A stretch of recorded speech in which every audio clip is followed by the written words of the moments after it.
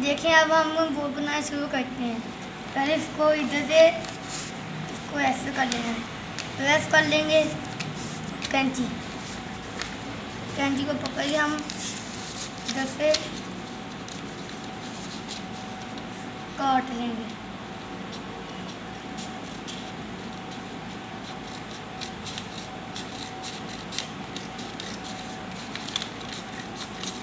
ये काट लिया, इस कागज को काट लिया। अब इसको खोल के हम इसको ऐसे फोल्ड कर लेंगे, बाद में इसको ऐसे सीधा कर लेंगे। फिर इसको ऐसे फोल्ड करके हम ऐसे कर लेंगे। इसका एक कोना पकड़ के यहाँ से उसको इधर कर लेंगे इसके साथ।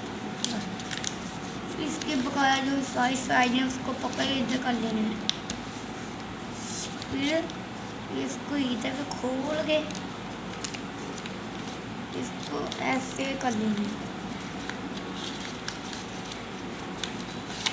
ऐसे बोट बन गई है। एक से ऐसे सीधा कर लेना हमने। अब देखते हैं हमारी बोट बन गई है।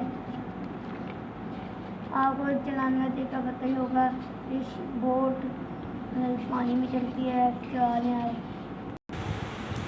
देखिए गाइस, इससे हमारी बोट बन गई है। फिर अब हम नेक्स्ट वीडियो में मिलेंगे। अगर आपको अच्छी लगे तो लाइक करें।